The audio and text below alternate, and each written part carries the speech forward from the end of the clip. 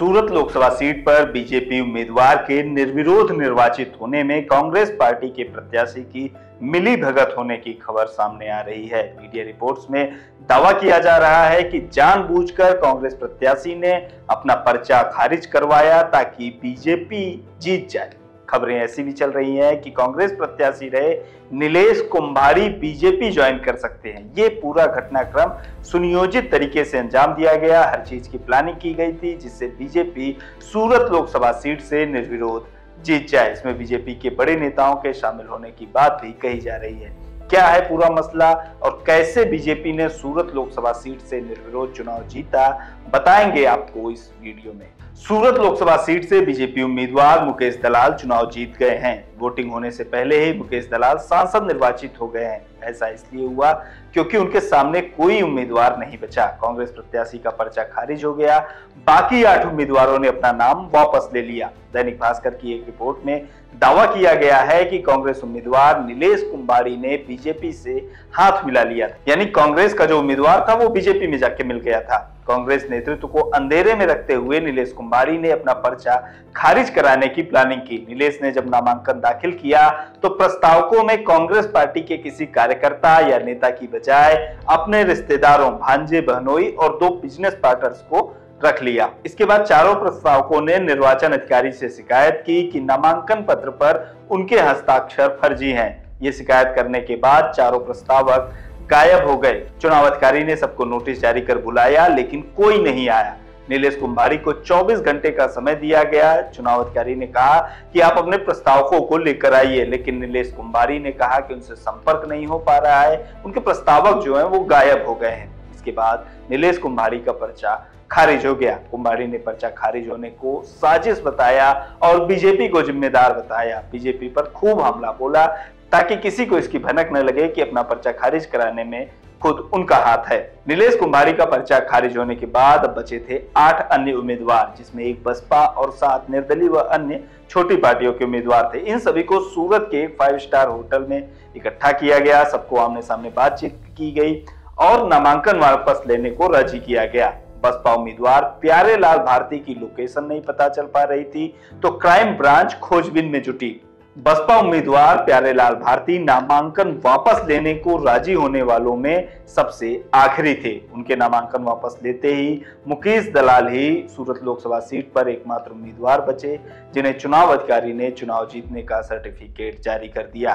दैनिक भास्कर की रिपोर्ट में दावा किया गया है कि सूरत के 5 स्टार होटल में 24 घंटे चली ये ऑपरेशन बीजेपी प्रदेश अध्यक्ष CR पाटिल की सीधी निगरानी में था। मुकेश दलाल को CR पाटिल का करीबी भी माना जाता है। मुकेश दलाल के निर्विरोध निर्वाचित होने के बाद CR पाटिल ने उन्हें बधाई भी दी। कहा कि सूरत ने माननीय प्रधानमंत्री नरेंद्र मोदी को पहला कमल अर्पित किया है। सूरत लोकसभा सीट से मुकेश दलाल को निर्विरोध निर्वाचित होने की बधाई। ऐसा CR पाटिल जो बीजेपी गुजरात के प्रदेश अध्यक्ष हैं उन्होंने कहा।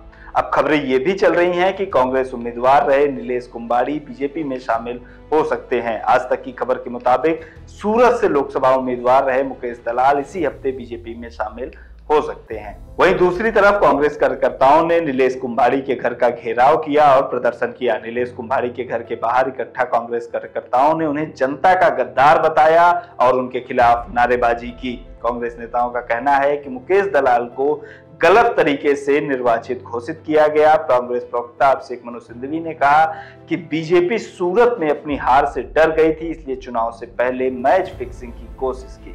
सुनिए उन्होंने क्या कहा। उल्लंघन देखा हमने, जो सिर्फ गैर कानूनी हस्तक्षेप और गलत रूप से दुष्प्रभाव डालने वाला हस्तक्षेप है। हमने ऐसा कभी सुना नहीं, कभी हुआ नहीं। मैंने अंदर माननीय आयोग को जेम्स बॉन्ड की कहानी बताई कि पहली बार तो तुक्का होता है, दूसरी बार कोइंसिडेंस होता है। अगर वही चीज़ तीसरी बार हो तो उसको शत्रु का एक्शन कहा जाता है।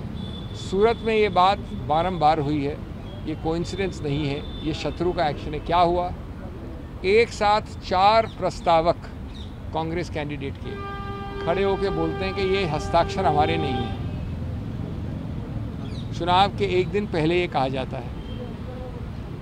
उसके बाद कुछ समय तक जो कैंडिडेट है सूरत से वो भी लापता होते हैं, मिलते नहीं हैं। अब सबसे रोचक जो कोइंसिडेंस नहीं हो सकता, जितने और पार्टियों के जितने कैंडिडेट्स हैं सूरत से, सब विड्रॉ कर जाते हैं।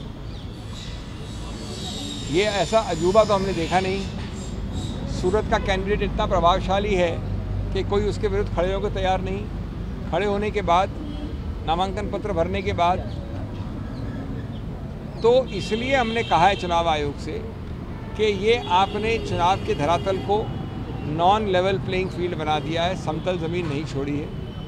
ये चुनाव पिटिशन का मामला नहीं है, इसमें आपका एक ही हल है, ऐसे कारनामों का फ़ायदा न उठा पाए कोई, इसलिए अति आवश्यक है कि आप स्थगित करें चुनाव सूरत में और चुनाव की नई तारीख दें, जिससे ये संदेश बड़ा स्पष्ट जाए कि अगर मैं इस प्रकार के दुष्प्रभाव से इनको इफ़ेक्ट करता हूँ या इनको इफ़ेक्ट करता हूँ, वोटर हो या कैंडिडेट हो, उसका फ़ायदा मैं नहीं ले सकता। इसलिए इस चुनाव को स्थगित करने की हमने मांग की। कांग्रेस नेताओं के एक प्रतिनिधिमंडल ने मुख्य चुनाव आयोग से मुलाकात की और सूरत लोकसभा सीट पर फिर से चुनाव कराए जाने की मांग की है। फिलहाल इस वीडियो में इतना ही। आगे इस मामले में जो भी अपडेट होगा, लोकमत हिंदी आप तक पहुंचाता रहेगा। देखते रहिए लोकमत।